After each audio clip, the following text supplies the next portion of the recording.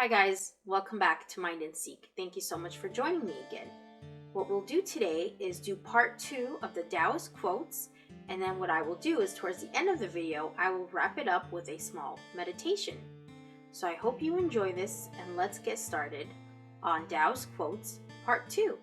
This quote states, "The wise are pleased by nothing, and pained by nothing, delighted by nothing, and angered by nothing.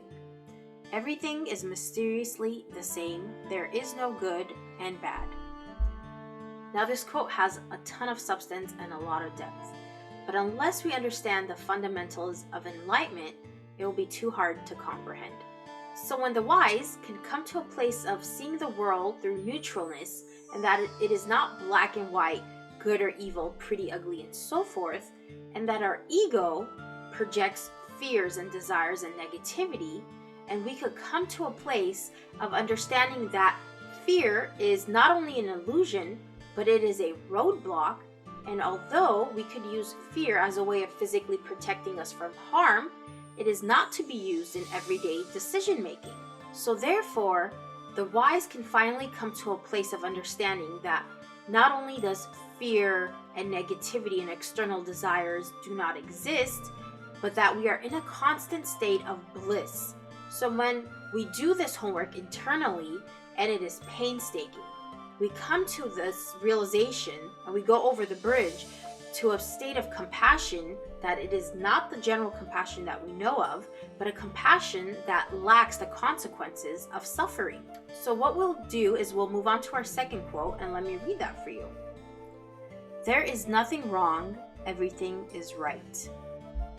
So this quote is pretty simple and very beautiful. It simply pertains to this idea that life is already wholesome. It is completely whole, and it is filled with abundance. So when we look at it any less, when we see separation, when we see duality, we are living in a state of illusion, and therefore we are causing harm to ourselves because of our own lack of awareness, our own lack of positive perception. And that is the reality, that positivity is all around us. Evil or negativity does not exist. So anytime we add that to the equation, that is our own doing. So let's go ahead and move on to the next quote. I'll read that to you. "Be present but absent, alive but dead."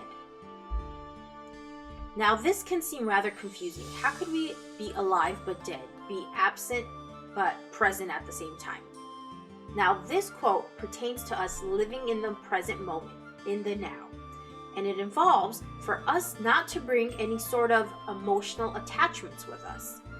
This crucial idea of detachment, which I will further discuss in the next quote to come, is a very important part of what we are trying to achieve.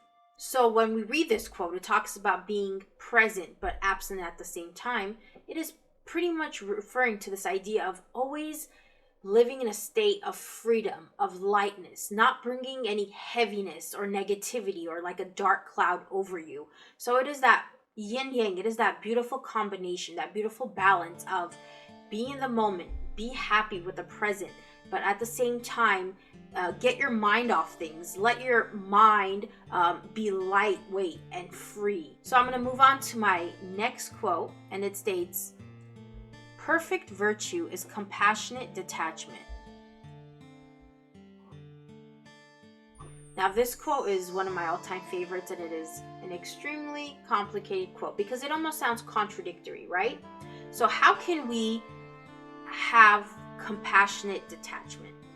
Again, this is kind of a very tricky and complex concept. Now when one learns to master their mind and takes full control of the ego and realizes that love is not something that can sometimes exist or it is turned on and off, but that love is constant, that we are surrounded by love. We are love. Love is within us, and we project that constantly.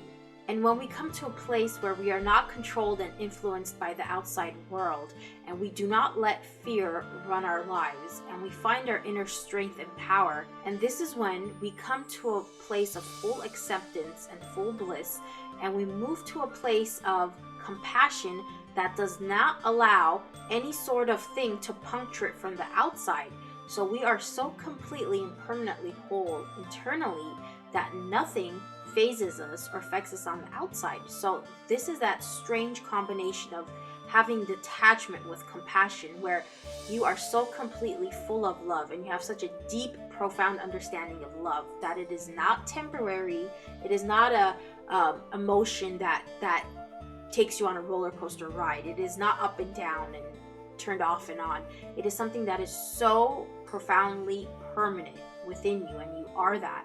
And once we have reached that state, we learn to master this idea of compassion with detachment. We are able to give that love without ever feeling hurt or delusioned by anything outside of us. So let's move on to our next quote at hand. It states, "Let go of the world and return to the self." Now, I want to explain something to you that I did not explain in part 1 of the Taoist quotes. Now, as you can see on the screen, that the word self, the S is in caps. Now, there is a very, very particular reason why this happens. Now, this uppercase self refers to our self that is completely immersed in consciousness. Okay? It is not attached to the ego. It is not attached to any sort of identity. So therefore, it has nothing to do with suffering. It is not attached to the concept of suffering. That is the uppercase S, which is our potential at best. It is us reaching our peak potential. Now, a lowercase self, that pertains to pretty much the people in society that we see for the most part today. It pertains to the people who are still in a constant state of suffering, who have not necessarily done the work to reach a state of awareness, and that refers to the lowercase s. So now that we've clarified that, I will explain the rest of the quote to you. So what this quote is implying is for us to let go of the low grade, the low consciousness expectations that our society creates for us, and we completely fall into that. So it is pretty much telling us to let go of this heavy duty, this heaviness that society creates for us, that we always indulge in, and to go over the bridge to a place of full abundance, full possibilities. And this is the peak of our potential for us to pretty much go to the other side where we see liveliness, true beauty, true bliss. So that's what this quote is pertaining to. Let's go on to the next quote at hand. It states, "The wise enjoy nothing in particular, and so enjoy everything in general." Now, this is a pretty fun quote. What it's suggesting is for us to not take life so seriously. Okay? When we realize that life is just full of fun and beauty, and everything we ever need is right there in front of us, and that we don't have to separate ourselves, we don't have to make judgments, we don't have to see the world through this lens of jadedness and black and white, okay? We could come to a place where we enjoy everything, okay? There is no such thing as not enjoying something in particular. When we do that, that is when we are creating some sort of separation. There is some sort of emotional, physical, mental, spiritual roadblock that we are creating.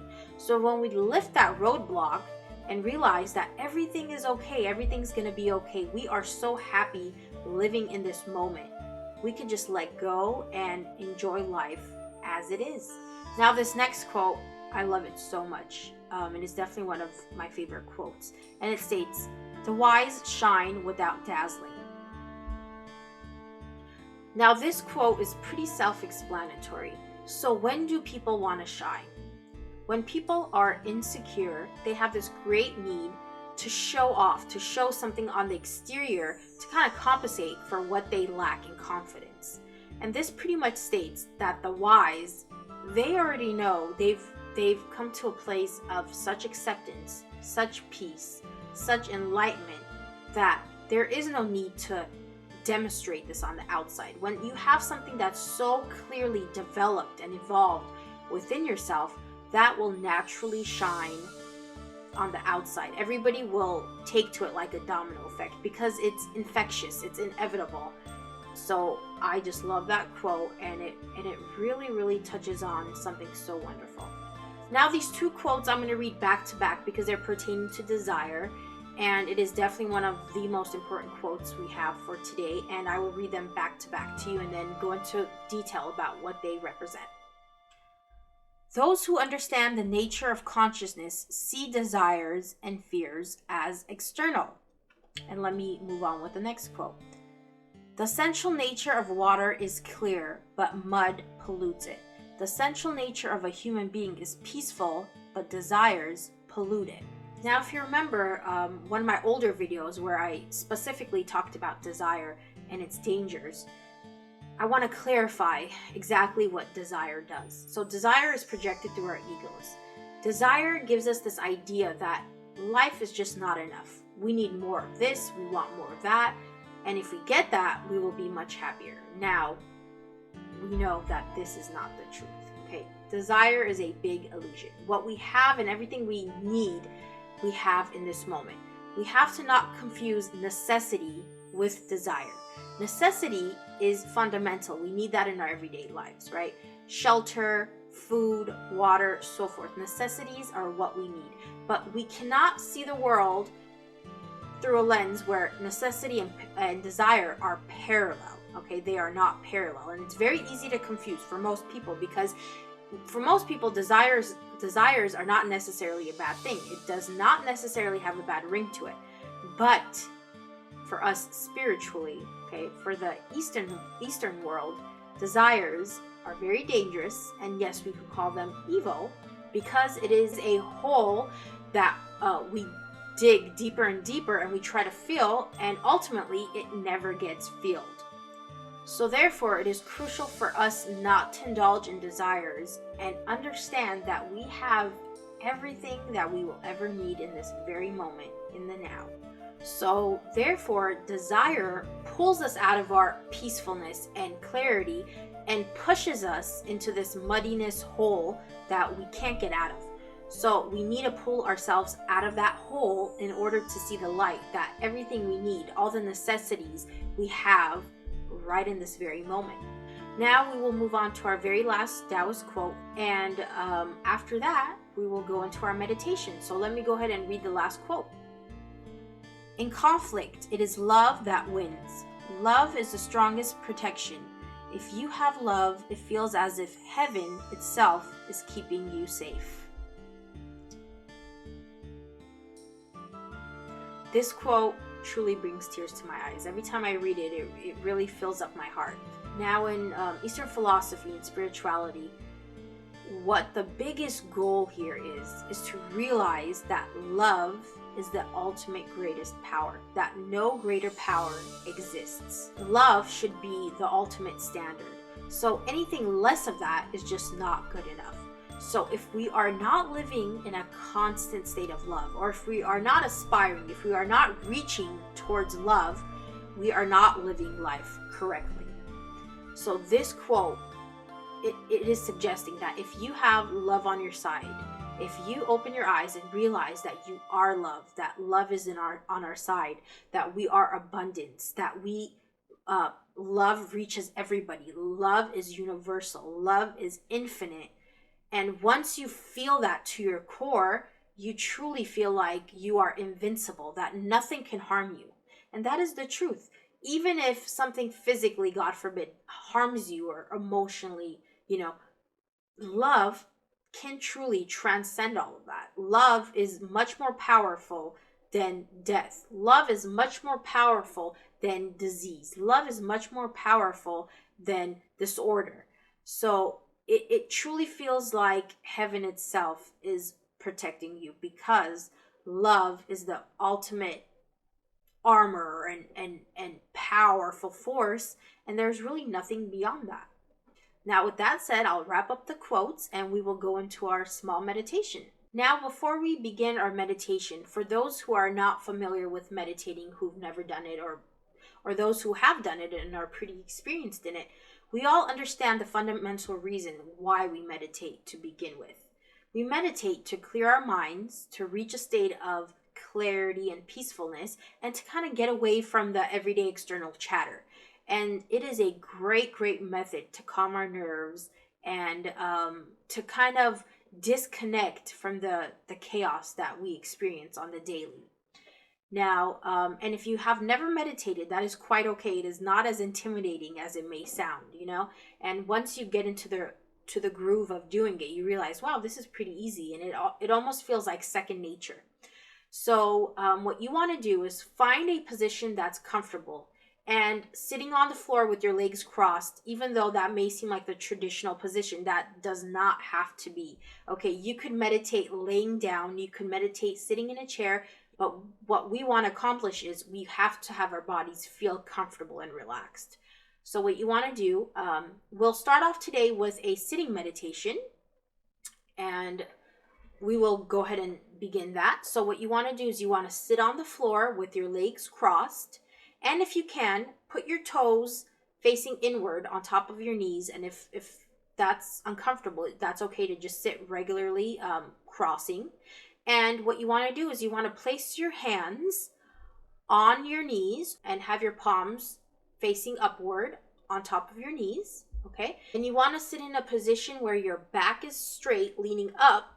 But if this is uncomfortable, like for me personally, because I have a hard time sitting in that position for long periods of time, I actually like to lean against a wall. So you can definitely do that. So you can lean against a wall. And what our goal is for us to be able to kind of see the movement within our abdomen of our breathing. So you want to see that your breath going in and out of your abdomen. And as long as you could see that, then you are good. So what you want to do is we want to close our eyes, and you want to take a deep breath in through the nose, and you want to feel it in your abdomen, and then hold that breath for at least 2-3 seconds. And release it out of your mouth externally slowly. And then you want to do that again.